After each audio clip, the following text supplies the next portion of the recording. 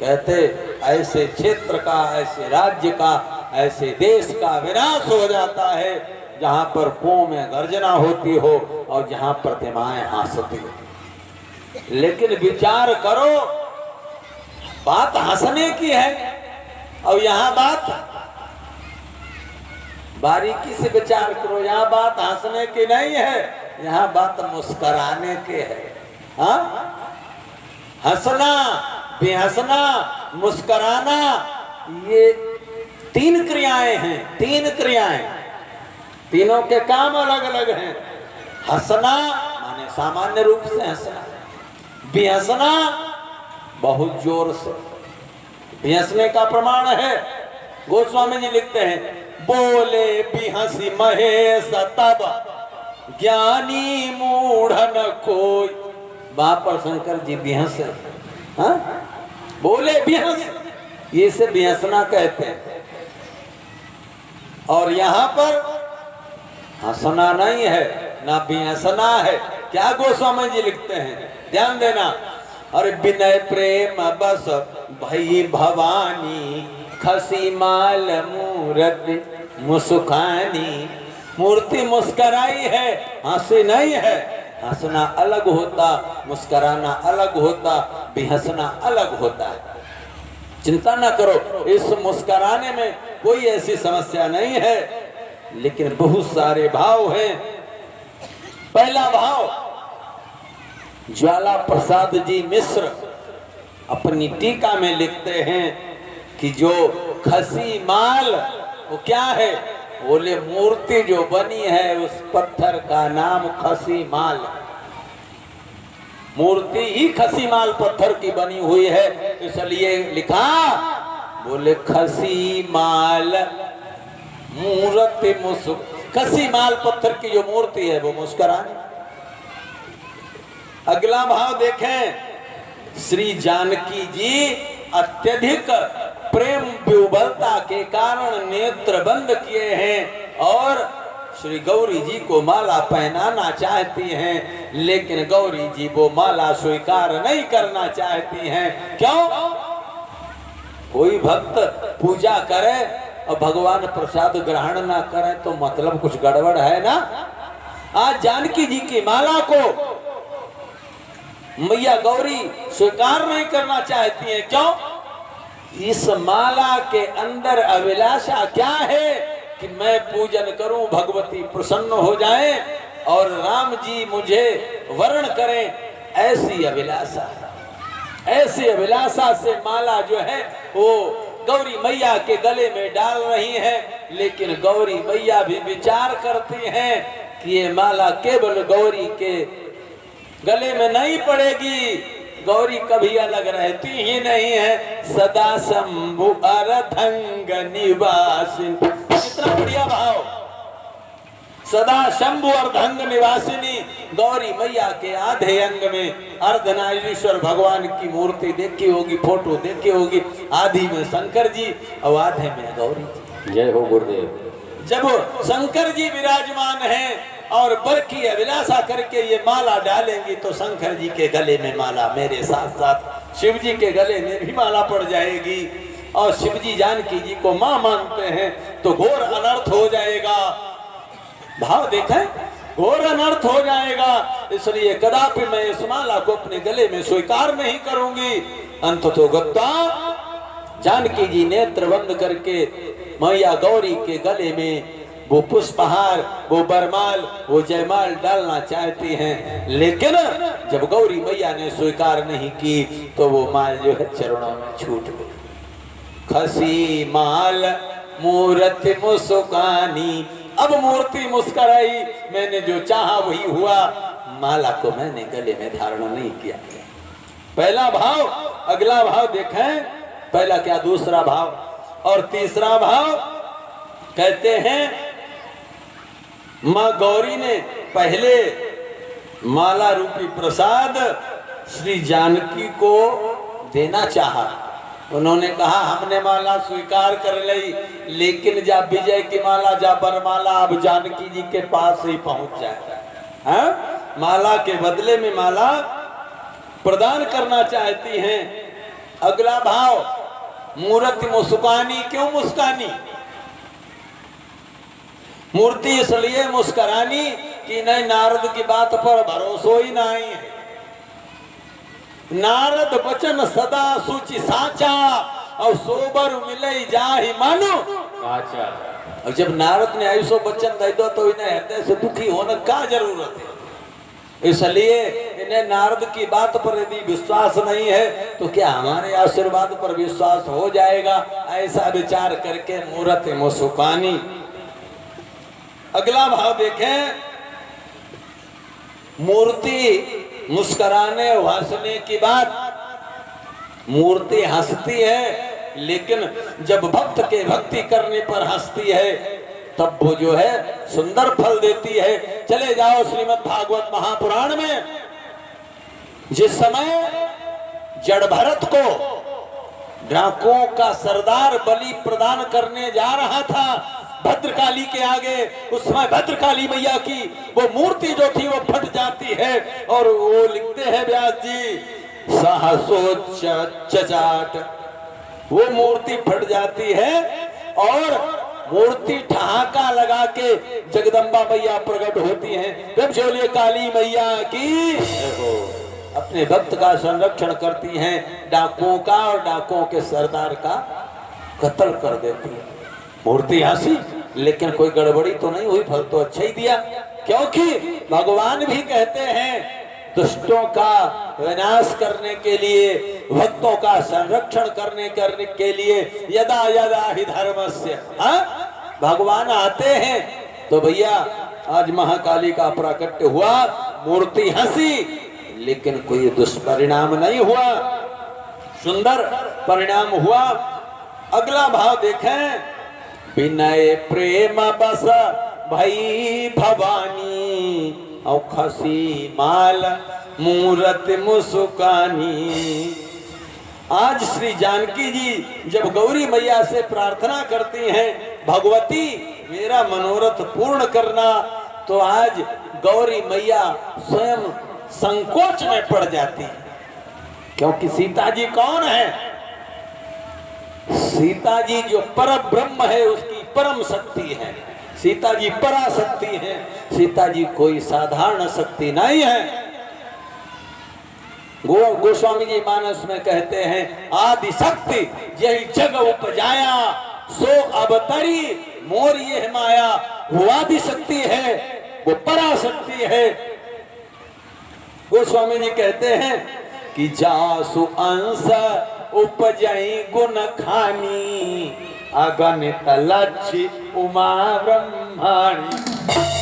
जिस शक्ति के द्वारा अगणित लक्ष्मी, अगणित लक्ष्य, उमा ब्रह्माणी, जिस शक्ति से अनेकानेक लक्ष्मी, अनेकानेक उमा, अनेकानेक गौरी पार्वती उमा और अनेकानेक ब्रह्माणी पैदा होती हैं। आज उस पराशक्ति को मैं क्या वरदान दूं? विचार कर। जासु अंश उपजई गुण खानी, अवगणित लक्ष्य उमा ब्रह्माणी।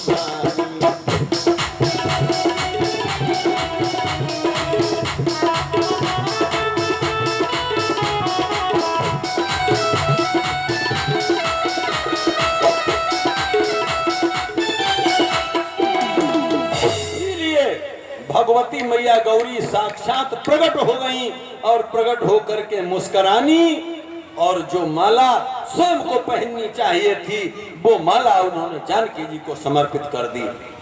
और भैया ये माला जो है, माला हमारे संत भगवान बैठे, इनसे हम ज्यादा नहीं जानते हैं, लेकिन जैसा हमारे पास प्रमाण है तदनुसार माला के प्रकार देखें, माला कैसी कैसी होती है। कंठ से नाभि पर्यंत जो माला होती है उसे प्रलंब माला कहते हैं। कौन सी प्रलंब माला? कंठ से नाभि पर्यंत जो माला होती है उसे प्रलंब माला कहते हैं। नंबर 1। नंबर 2, बहुत संतों को देखा होगा अपने जूड़ा में माला लपेटे रहते हैं, होती तो माला ही है, लेकिन उस माला को क्या कहते हैं? उस माला का नाम है ललामक माला। वो ललामक माला होती है। और तीसरी माला जो सर से लेकर के नीचे लटकी हुई होती है वो माला नहीं बल्कि वो माल होती, इसमें माला एक बार भी नहीं आया। क्या आया कि विनय प्रेम बस भई भवानी और खसी माल मूरत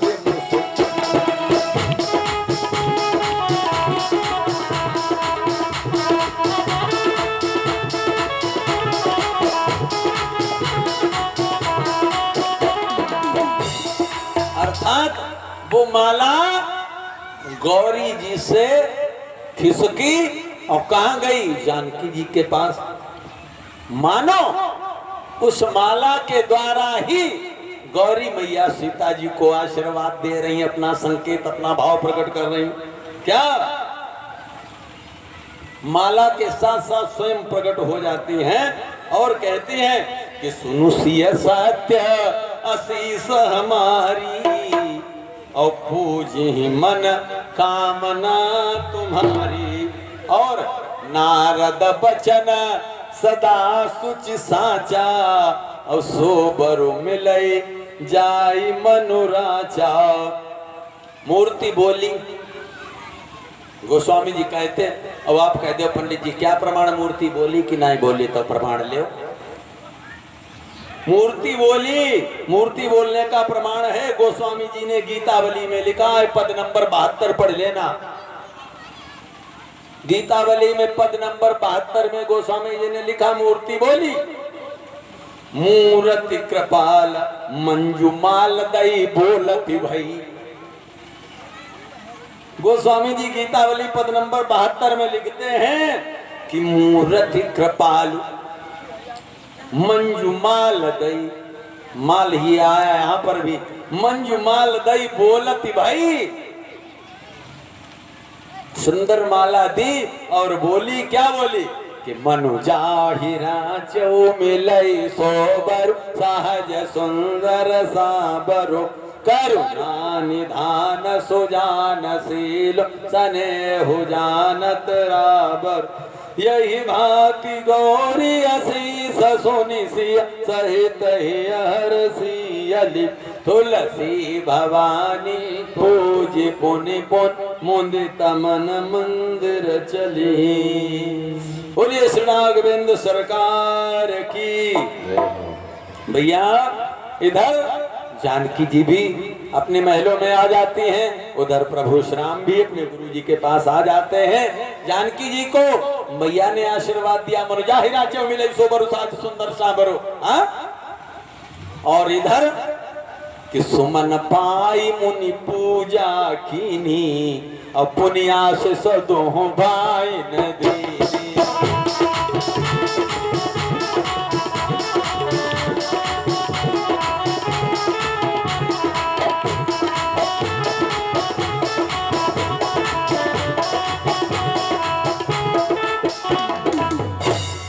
क्या आशीर्वाद दिया गुरु जी ने? बोले सुफल मनोरथ हो ही तुम्हारे और राम लखन सुनी भय सुखारे। संध्या वंदन पूजन इत्यादि किया। भोजनोपरांत लेट जाते हैं गुरु जी प्रभु श्री राम और अनुज लक्ष्मण सेवा करते हैं। इसके बाद में अगले दिन प्रातः काल नित्य क्रिया करने के उपरांत जनक जी ने सतानंद जी के द्वारा विश्वामित्र एवं दोनों राजकुमारों को बुलाया। देखो विवाह तक कथा बहुत लंबी, लेकिन हम आधा घंटा में करा ही नहीं चाहिए। बोलिए आनंद कंद सच्चिदानंद भगवान की। महाराज जी का कराए ना तो ये बादशाह ही जब एक ही एक शब्द पर अटक जाता है तो भाई रास्ता बहुत लंबा। हाँ महाराज का तो बहुत मुश्किल है। हाँ तो विचार करो, बुलवाया, लेकर के गए, पहुंचे कहां? उस धनुष यज्ञ के सुंदर प्रांगण में। बोले सब मंचन ते मंचु यक, हमारे भैया जी के द्वारा मुन्ना सिंह प्रधान कुरारी 201 मुद्राएं और भैया 201 मुद्राएं हमारे नागेश्वर सिंह मास्टर और दूसरे भैया भी हमारे तीसरे भैया 200 मुद्राएं कर गए। और दादा बुद्धू हमारे सैड़ा मऊ से पधारे बुद्धू वाजपेयी जी 200 मुद्राएं भगवान जी के चरणों में समर्पित करते हैं। भैया सभी भक्तों के लिए बहुत बहुत साधुवाद, बहुत बहुत धन्यवाद। तो बात चल रही थी कि सब मंचन ते मंच एक सुंदर विशद विशाल मुनि समेत दो बंधुता बैठा रे महिमा बिठा दिया गया। और इधर भैया तमाम राजागण एकत्रित हुए हैं और सब नाना प्रकार की बातें करते हैं कि जानकी जी का विवाह जैसे भी होगा जानकी जी का वर्ण हम ही करेंगे। लेकिन ये कौन कह रहा है? ये अधर्मी राजा कह रहे हैं। धर्मवान राजा क्या कहते हैं? कहने लगे बैठो बैठो तुम कच्चू। हाँ, उधर क्या होता है? देवता देखें सुरनभ चढ़े विमाना बरसें सुमन करें कल गाना। इधर जानी सुअवसर सी तब पठई जनक बुलाई और चतुर सखी सुंदर सकल सादर चली लवाई। जानकी जी भी आती हैं। हाँ, और आकर के सखियां सुंदर सुंदर गीत गाती हैं। अरे धीरे चलो सुकुमारी सिया प्यारी धीरे चलो सुकुमारी सिया प्यारी धीरे चलो सुकुमारी सिया प्यारी धीरे चलो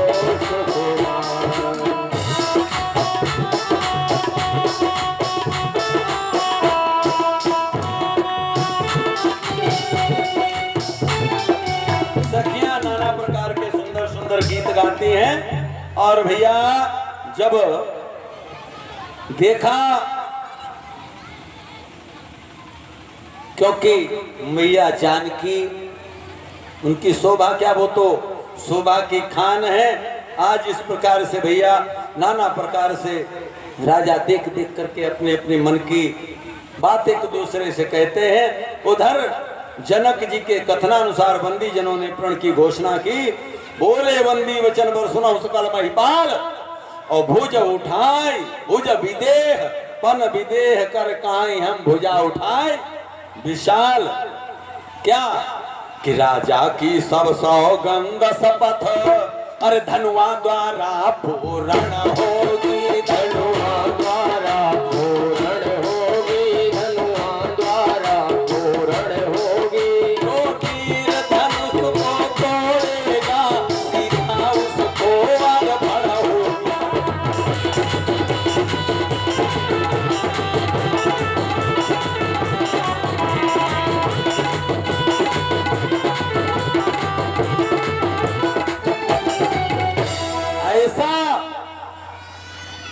प्रण सुना घोषणा सुनी तो पारी कार बांधी उठे या कुलाई और चले इष्ट देवन शिरुनाई।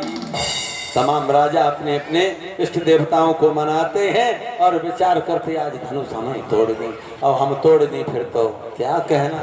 हाँ, तामा की ताकी शिव धनु धरही और उठई न कोटि भांति बलु करही। तो भैया कुछ नहीं हुआ। अंत तो गत्वा भूप सहस दस एक ही बारा अब लगे उठावन डरई नटारा।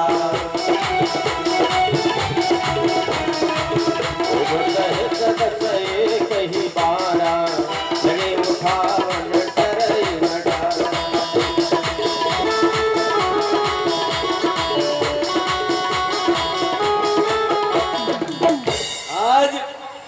वो धनुष किसी के हिलाए नहीं हिलता। 10,000 राजा, ये बड़ी समस्या है। 10,000 राजाओं के 20,000 हाथ और धनुष तो आपने सबने देखो कंधा में लटकाओ जा तो यहीं तक रहता है। समझो कितना बड़ो इतना बड़ो और 20,000 हाथ बाई पकड़ी तो कहाँ कहाँ पकड़ी, बड़ी समस्या। लेकिन इसका समाधान है वो दिव्य धनुष था, वो बहुत बड़ा धनुष था। धनुष का प्रमाण बताएंगे और वो धनुष बढ़ता घटता भी था जितनी आवश्यकता होती थी। अगली बात, अगला भाव, भूप साहस दस एक बारा, बार माने दिन, जैसे सोमवार, मंगलवार, बुधवार, गुरुवार, मतलब एक दिन।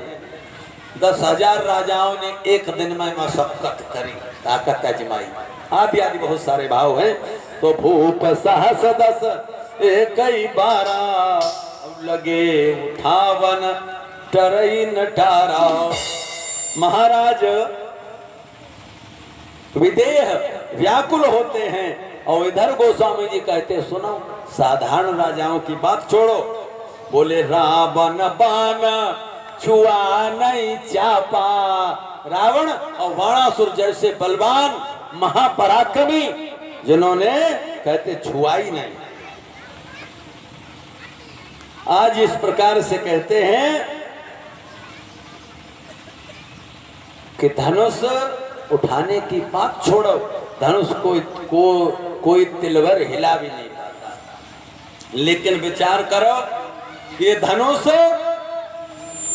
किससे मिला था? सीरध्वजनक से 17 पीढ़ी पहले। सीरध्वजनक यही हैं जो जानकी का स्वयंवर कर रहे हैं, इनका नाम है सीरध्वजनक। इनसे 17 पीढ़ी पहले चले जाओ। सीरध्वजनक से 17 पीढ़ी पहले महाराज निमि की 7वीं पीढ़ी में राजा देवरात को ये शिवजी का धनुष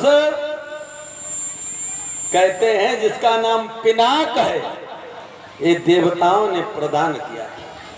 18 पीढ़ियों से लगातार इस धनुष का पूजन हो रहा है।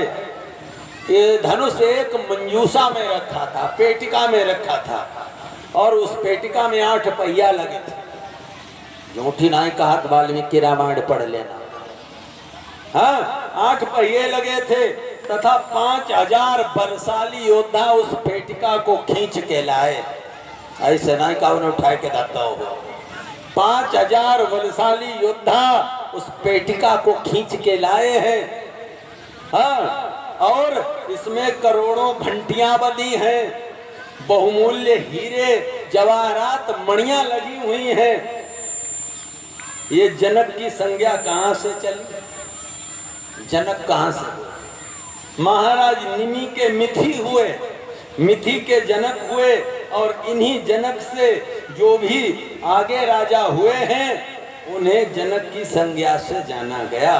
सीरध्वजनक यही सीता के पिता हैं, जिन्हें विदेह भी कहा गया। ये महान ज्ञानी, तमाम राजा इनसे सत्संग करके ज्ञानार्जन करते हैं। और कहते हैं भागवत जी में यहाँ तक लिखा है, सुखदेव जी ने, देवी भागवत में लिखा है, सुखदेव जी ने भी जाकर विदेहराज जनक से सत्संग किया है, ज्ञानार्जन किया है। तो भैया इस प्रकार से ये धनुष की कथा, जनक की कथा जल्दी जल्दी में बता रहे हैं। और रावण की बात, जिस रावण ने धनुष नहीं छुआ उसने क्यों नहीं छुआ? विचार करो। ये रावण जो है, ये जब 12 वर्ष का था, 12 वर्ष की अवस्था में इसने मामा माली सुमाली आदि से समस्त शस्त्र एवं शास्त्र विद्याएं सीख ली थी। और इसने व्यामोहिनी विद्या अपने पिता विश्रवा से सीखी थी। तब उन्होंने बताया था कि अरे रावण, तेरा उद्धार करने के लिए एक दिन परम पिता परमात्मा, जिसे सच्चिदानंद ब्रह्म कहते हैं, वो आएगा और वो तुम्हारा उद्धार करेंगे। बोले उनसे भेंट कहाँ होगी? कहने लगे जनकपुर में। जनकपुर में उस ब्रह्म से तुम्हारी भेंट होगी। बोले पहचानेंगे कैसे? बोले हमने जो व्यामोहिनी विद्या तुम्हें दी है, इस व्यामोहिनी विद्या का तुम प्रयोग करना, जितने लोग होंगे वो सब मोहित हो जाएंगे, मूर्छित हो जाएंगे, सुषुप्त अवस्था में चले जाएंगे। लेकिन जो ब्रह्म होगा, ब्रह्म के ऊपर कोई असर नहीं होगा, पहचान लेना यही ब्रह्म है। अच्छा ठीक है, आज वही समय आया। रावण ने धनुष तो नहीं छुआ, लेकिन राम का परीक्षण जरूर किया। व्यामोहिनी विद्या आज रावण ने उसका प्रयोग किया तो भैया राम के सिवा समस्त सुसुप्त अवस्था में चले गए। रावण आगे बढ़ गया, राम से कहा सुनो राम, हमने तुम्हें पहचान लिया। राम ने कहा तुमने क्या पहचान लिया, हमें तो अच्छे अच्छे नहीं पहचान पाते। बोले पहचानने की बात छोड़ो, मैंने ये भी पढ़ लिया तुम्हारे ललाट पर क्या लिखा। रावण बहुत बड़ा ज्योतिषी था, मैंने ये भी पढ़ लिया तुम्हारे ललाट पर क्या लिखा है। राम जी ने कहा क्या लिखा, कहा सुनो कि दाई आंख पर राम सुनो, तुम तीनों को वनवास लिखा। अभी विवाह नहीं हुआ लेकिन रावण क्या बता रहा है, सुनो कि दाई आंख पर राम सुनो, तुम तीनों को वनवास लिखा। राम जी ने कहा बाई पर, बोले बाई आंख पर राम सुनो, लंका का सत्यानाश लिखा। रावण ने जिस समय व्यामोहिनी विद्या का प्रयोग किया, राम से कह दिया सुनो हमने तुम्हारा ललाट पढ़ लिया, हम सब कुछ जान गए। कहा क्या जान गए, तो बता दिया कि दाई आंख पर राम सुनो, तुम तीनों को वनवास लिखा, और बाई आंख पर राम सुनो, लंका का सत्यानाश लिखा। कहने लगे सब तुम्हें मालूम, फिर तुम करण क्या है। राम जी ने कही सुनो हम करण क्या है, सुनो कि इस विवाह के बाद सुनो, सीधे गढ़लंक चले आना, मैं तुम्हें आमंत्रण निमंत्रण देने आया हूं। रावण ने कहा इससे बढ़िया मौका और कहां मिलेगा कि इस विवाह के बाद सुनो, सीधे गढ़लंक चले आना, और रावण की मोक्ष पिटारी जो सीता को साथ लिए आना। आज रावण ने पूरा संदेश दे दिया और कहने लगे हम तो चले। रावण चला गया। तो गोस्वामी जी क्या कहते हैं, बोले रावण बाण अरे छुआ नहीं चापा, छुआ नहीं चापा, हारे सकल भूप करनावा।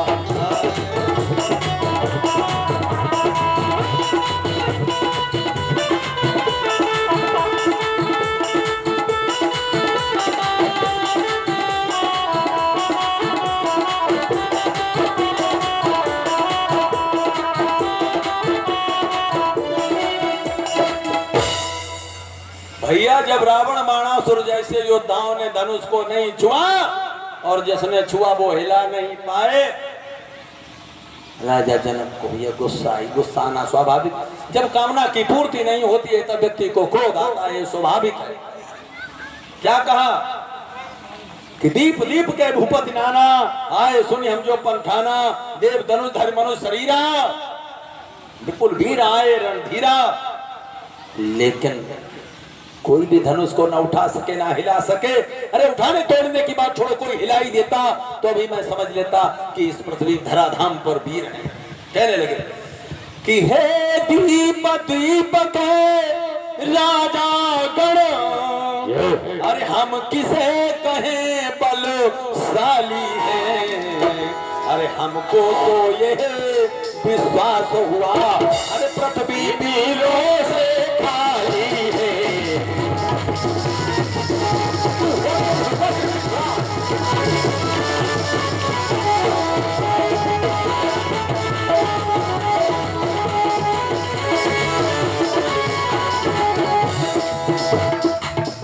बहुत सुंदर भैया,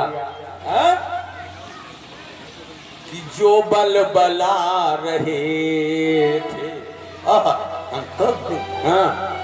लिया वो नहीं करेंगे, उनको कहा भाव कि जो बल बला रहे थे, अरे वो बल दिखा न पाए, जो बल बला रहे थे, वो बल दिखा न पाए, जो खिल खिला रहे थे, जो खिल खिला रहे थे, खिल खन खिला न पाए, जो खिल खिला रहे थे, खिलवर हिला न पाए।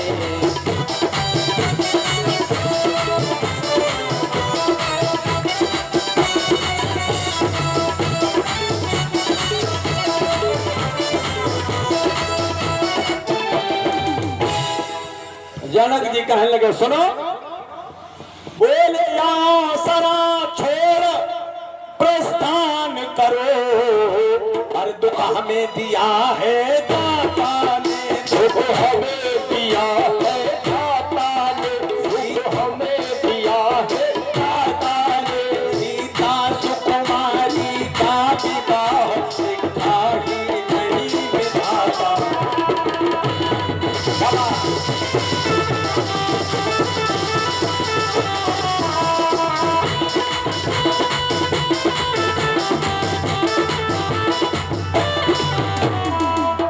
बताओ, सब जने आमंत्रण दिए से आए और जगह उठा भजाओ, बताओ का दशा बीती है।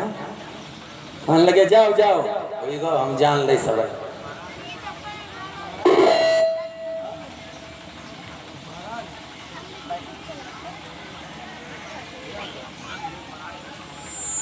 जल्दी जल्दी करे, जल्दी जल्दी करके रेखा तो हो ही जाए चाय माई। प्रेम से बोले वृंदावन बिहारी लाल की। इधर क्या हुआ भैया, जल्दी जल्दी चलते हैं कि माखे लखन अब जनी को माखाई भट्ट मानी, माखाई माने कोई वीरता का अभिमान न करे। जनक ने कहे अब जनी को माखाई, कोई अपनी वीरता का अभिमान न करे। तो इधर क्या हुआ, उन्होंने कहा अब जनी को माखाई, तो माखे लखन कुटिल भाई भौं,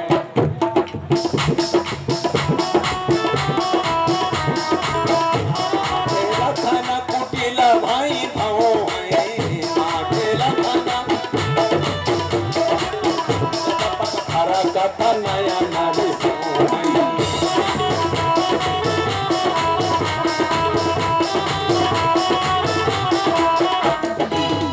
कान लगा जनक, कही जनक जसु अनुचित बानी, विद्यमान रघुकुल मणि जानी। रघुवीर राम जी के होते अनुचित बाली कह डाली है, ये शब्द वज्र से चुभते हैं, पृथ्वी दूरों में खाली। राम जी बैठे फिर भी तुमने कह दिया पृथ्वी वीरों से खाली है जनक। राम जी कहने लगे शांत शांत शांत। लेकिन लक्ष्मण की शांत होने वाले कहां? रघुपति की रति विमल पताका, जो रघुकुल की यश कीर्ति का पताका है, उसे फहराने के लिए डंडे की आवश्यकता है। यदि पताका में डंडा नहीं लगेगा तो पताका। लेकिन लक्ष्मण जी कौन है? बोले रघुपति की रति विमल पताका, और दंड समान भयउ सचाका।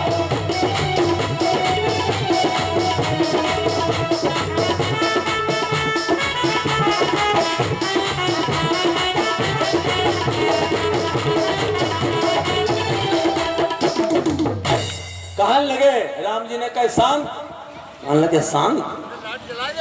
क्षत्रिय शरीर कभी इतना बड़ा अपमान बर्दाश्त नहीं कर सकता है। जब तुम्हारी अनुशासन पावो, कंदुक ब्रह्मांड उठावो, काचे खड़ जिमी डालो फोरी, और सका बेर मूलक जिमी तोरी। भगवान ने कहती दम है तो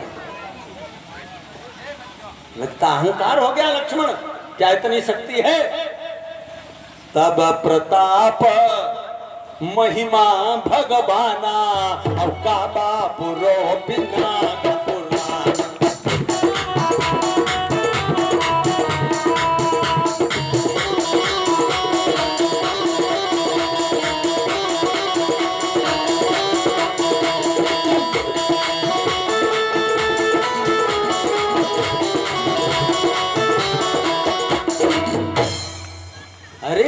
पुराने धनुष में क्या दम है? कमल नाल जिम चाप चढ़ावाऊं, और जोजन सत प्रमाण लाई धावाऊं। फिर क्या करिए? कान लगे धनुष की प्रत्यंचा चढ़ा करके उठा करके मैं 100 योजन तक दौड़ सकता हूं। राम जी ने कहा फिर? बोले तोरम छत्र का दंड जिमी, बरसात मनाए में जमी आओ। हाँ बोले तोरम छत्र का दंड जिमी, ताकत है। बोले तब प्रताप बलनाथ रामा, तब बलनाथ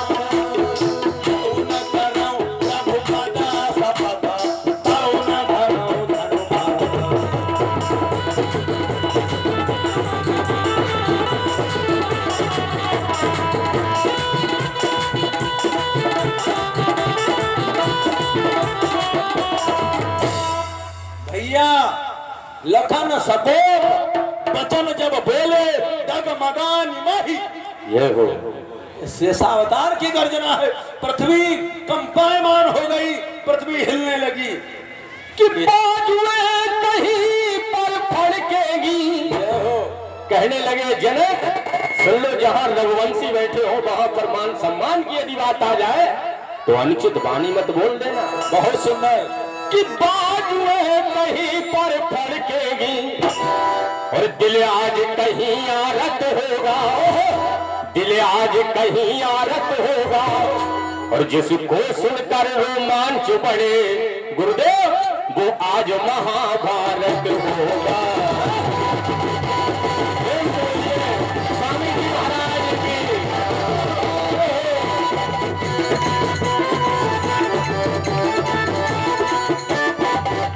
बहुत सुंदर कि लखन सकोपा अरे बचन जब बोले और डगमगानी मही दिग्गज डोले। आज राम जी ने कहा भैया शांत हो जाओ, पृथ्वी हिल रही है। पृथ्वी लक्ष्मण कहने लगे पृथ्वी तो हिल रही लेकिन हम जी नहीं हिलाओ चाहत भाई तो नहीं हिले। राम जी ने कहा तुम किसे हिलाओ चाहत? बोले पहले नंबर पर तुम ही, फिर दूसरे नंबर पर धनुष। तुम हिलाओ तो धनुष हिल जाए। हाँ कहने लगे हम जिन्हें हिलाना चाहते हैं वो तो नहीं हिले। राम जी ने कहा हुए शांत हो जाए। पांडाल में विराजमान उसी वक्त आदरणीय पूजनीय नाम से आप सभी परिचित हैं हमारे स्वामी जी महाराज। चरणों में साष्टांग मेरा प्रणाम और समस्त संतों के लिए I offer my respectful obeisances unto him. मैं अपनी आदर भरी कृतज्ञता व्यक्त करता हूँ, आशीर्वाद की कामना करता हूँ। प्रेम से बोलिए स्वामी जी महाराज की जय हो। सभी लोग एक बार जयकारा लगाएं। बोलिए स्वामी धर्म चैतन्य जी महाराज की, बोलिए संत भगवान की, बोलिए इस पावन देवस्थान की, बोलिए भूत भावन भगवान भोलेनाथ की। बहुत सुंदर प्रसंग, कुछ ही क्षण लेंगे। भक्तों की इच्छा है चलता ही रहा, चलता ही रहा। हाँ लेकिन चलते चलते कहाँ लोग चली जा, दूसरी चलन हो। प्रेम छोली वृंदावन विहारी क्यों सामने। हाँ भाई रासलीला नहीं चलेगी। हम कोई गलत बात कहता हूं तो बताओ, रासलीला चले तो इधर क्या होता है, बिठा दिया और सुंदर समय आ गया। मैंने कहा समय की बड़ी उपयोगिता होती है। बोले विश्वामित्र अरे समय शुभ जानी, समय शुभ जानी, बोले अति समय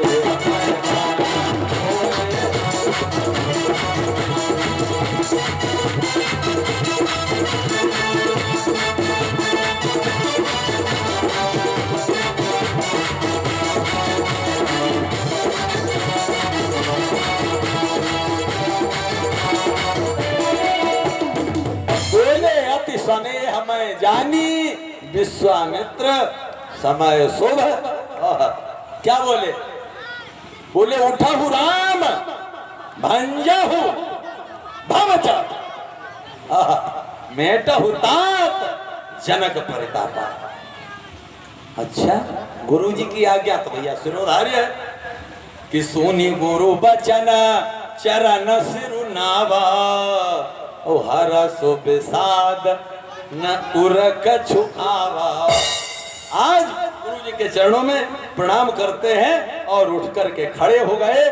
प्रभु श्री राम मर्यादा पुरुषोत्तम भगवान और गुरु पद बंदी सहित अनुरागा। ओम जी का जो अनुराग आप पीछे ना छोड़ते हम लेकिन आप छोड़िए। हाँ अरे मिले न रघुपति बिनु अनुरागा, रघुपति बिनु अनुरागा, रघुपति बिनु अनुरागा, मिले न रघुपति बिनु अनुरागा, करो जो गज भजक विरागा।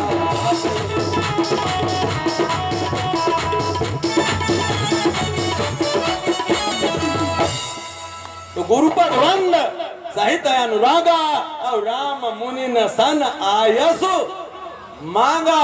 क्या दर्शन, संतों की कृपा हमारे जीवन की नैया किनारे लगा देती। राम जी का आदर्श, राम मुनि न सन, संतों का आदर करना चाहिए, सम्मान करना चाहिए, क्योंकि संत की वाणी से हमारा कल्याण होता है। ऐसा विचार करके प्रभु श्री राम ने संतों के, गुरुजनों के चरणों में नमन वंदन अभिनंदन किया और उनसे आज्ञा मांगी। सहजाई चले सकल जग स्वामी। राम कौन है? समस्त संसार त्रिलोकी के अखिलेश्वर। और जब चल दिए हैं तो भैया इधर कहते हैं मन ही मन, जानकी की अधीरता और बढ़ने लगी। कहने लगी हैं ताजे छोटे से, हाँ सब हार गए हलाए हलाए के, हाँ अब अधीरता बढ़ गई जानकी जी की। अब मन ही मन मनाब यकुलानी, अब हो प्रसन्न महेश भवानी। क्योंकि जानकी जी जाकर के पुष्प वाटिका में गौरी मैया का पूजन कर आई। कहते हैं अब प्रसन्न हो जाओ, अब जो तुमने देर करी सब काम बिगड़ जाए। अरे करहु सो फल आपन सेवकाई, अब कहे तो हरहु चाप गरुआई। इस चाप को, इस धनुष को हल्का कर मैया, इस धनुष को हल्का कर दीजिए। लेकिन कहने लगे का पता उनने सुनी हुई कि नहीं। धनुष से निवेदन करती हैं, क्या कहती हैं? तुम हल्के हो जाओ, हल्के। धनुष में क्या हल्के हो जाए, लेकिन कितने हल्के हो जाए? 10 किलो के हो जाए, 5 किलो, 2 किलो के, 1 किलो के, 100 ग्राम के, बताओ। अब जानकी जी का पता नहीं कितो तोड़ पई पुष्प वाटिका में। जब दोना लय फूल तोड़ते तो पसीना की बूंदें टपा टपा चुहती हैं। हाँ दोना हाथ में तो पसीना चुहते हैं। तो अब धनुष के तो हल्को हो जाए, 3 किलो खाड़ होता बना रही। हाँ हम कितो हल्को बताई दे धनुष को, तुम इतने हल्के हो जाओ। हाँ कहने लगे तुम ही जानो। तो धनुष ने कही हम जाना, फिर हम अपनो वजन कहाँ ले जाए। कहने लगे सुनो, अरे निज जड़ता लोगन पर डारी। तुम्हारा जो वजन है, तुम्हारे अंदर जो जड़ता है, तुम्हारे अंदर जो स्थिरता है, बस अब इनके ऊपर डाल जी उठिए कौन पामा। हाँ जब जड़ हो जाए तो कैसे उठी? धनुष जड़ा है, जीवधारी सब चलायमान है। हाँ लेकिन कहने लगे अब उल्टो करो, तुम चलायमान हो जाओ। अब इन्हें सभी जड़ करते लड़ी लड़ी और कहने लगी अरे निज जड़ता लोगन पर डारी, अब हो हल्के हो जाओ, सब वजन उनके ऊपर डाल दे, बैठ जाए चिपक जाए। हाँ निज जड़ता लोगन पर डारी, अब हो हरुआ रघुपति निहार।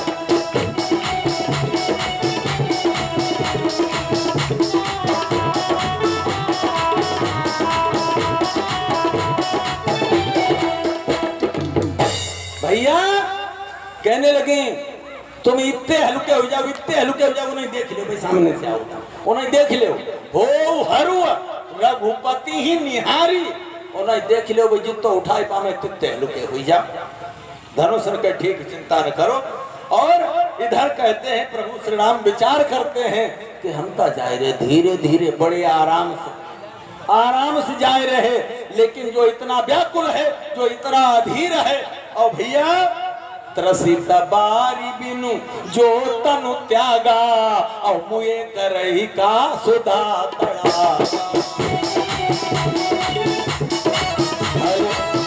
आवाज थोड़ी आवाज बढ़वा।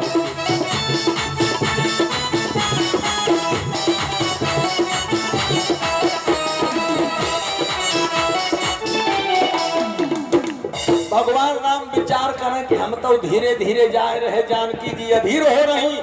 हाँ अब कुम्हार अटैक हो जाता। हाँ कह रहे, विचार कर रहे, त्रसित बारी बिनु जो तनु त्यागा, तो बाद में अमृत को समुद्र का करी। हाँ मुए करे का सुधा तड़ागा, इसलिए का वर्षा जब कृषि सुखाने समय चुके पुनि, का पछताने फिर का हो जब चिड़िया चुंगा खे। हाँ तो भगवान राम ने कहा अब देर करने की जरूरत नहीं है, गुरु ही प्रणाम मन ही मन कीन्हा। देखो यही हमने गुरु जी से आज्ञा लेके चले, गुरु जी को प्रणाम करके चले। अब फिर गुरु जी को मन ही मन में प्रणाम करते। ये कौन गुरु जी हैं? ये भाई गुरु जी हैं जो अयोध्या में बैठे हैं, जिनका नाम है गुरुवर वशिष्ठ। क्योंकि विश्वामित्र जी को तो प्रणाम किया, लेकिन गुरु जी का अब ध्यान आया तो बोले गुरु ही प्रणाम, अरे मन ही मन कीन्हा, अब अतिला खाबा उठाई धनु लीला।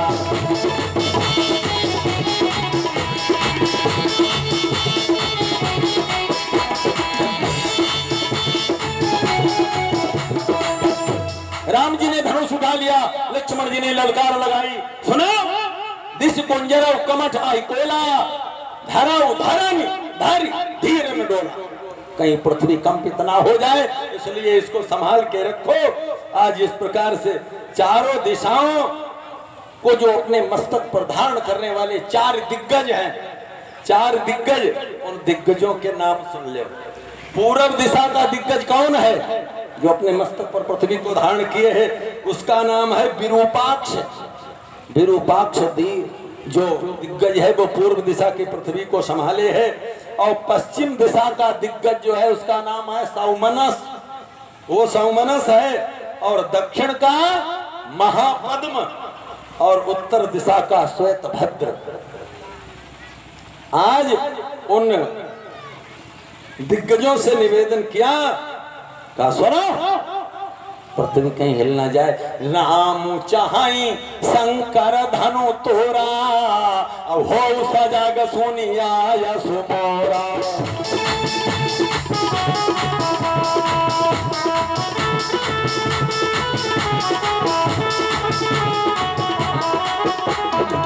हुआ क्या? बोलते ही छान मात राम धनु तोरा,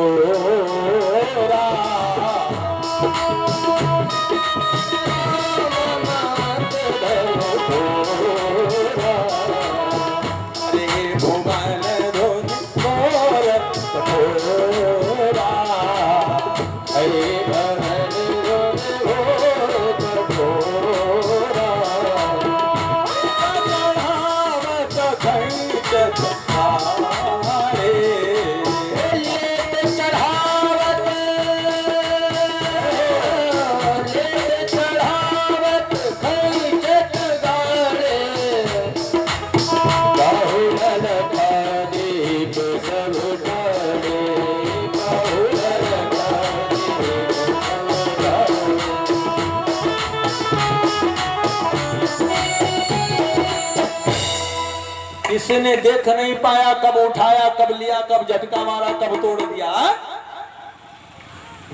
हुआ क्या? बोले ते ही क्षण मध्य राम धनु तोड़ा, ते ही क्षण मध्य, उसी क्षण में किसने तोड़ा? बोले मध्य वाले राम। मध्य राम, पहले वाले राम कौन है? परशुराम। और बाद वाले बलराम। तोड़ो कौन है? बीच वाले। बोले ते ही क्षण मध्य राम धनु तोरा, एक बात। दूसरी बात, ते ही क्षण मध्य राम धनु, उसी क्षण बीच वालों धनुष तोड़ो, बीच वालों। हाँ, पहले वाला धनुष कौन है? पहले वाला धनुष है सारंग धनुष। और दूसरा जो तोड़ोगो जो पिनाक धनुष है। और तीसरा कौन सा? जो परशुराम देने के लिए लेके आए, उसका नाम अजगब है। तो टूटा कौन सा? बीच वाला टूटा। बोले ते ही क्षण मध्य, और बोले उसी क्षण के बीच में, कौन से क्षण के? जिस क्षण में उठाया। बोले ते ही क्षण मध्य, अरे राम धनु तोरा, और भय भुवन धोनी घोर कठोर।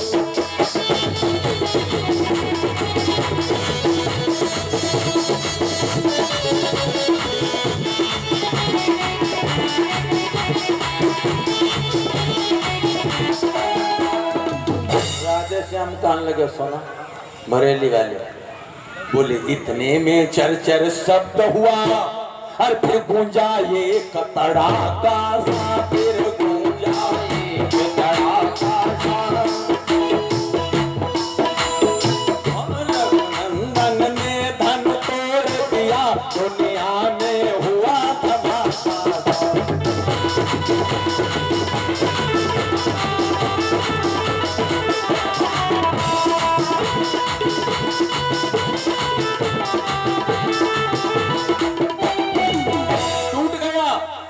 तो चाप खंड मही डारे। लोगन ने कही धनुष आ तो दुर्गति हुई गई, धनुष टूट गो। धनुष ने कही सुनो दुर्गति कैसे हुई? बोले हमने जीवन भर दूसरों को तोड़ा। धनुष का काम क्या है? काटना तोड़ना। बोले हमने जीवन भर दूसरों को तोड़ा और आज टूटे तब जब दो को हमने जोड़ दिया। क्या सुंदर भाव। कहने लगे हमारे टूटने से कोई समस्या नहीं, कोई दुख नहीं, क्योंकि मैं दो को जोड़ के तब टूटा हूं। लोगों ने कई धरती में गिर गए। बोले जा तो सबसे अच्छी जहां भगवान के चरण कमल हो। हाँ भैया जी के जरा श्रद्धादान, भगवान मंगल करे कल्याण करे। तो मैं टूटा जरूर, लेकिन शक्ति और ब्रह्म को मिलाकर के टूटा।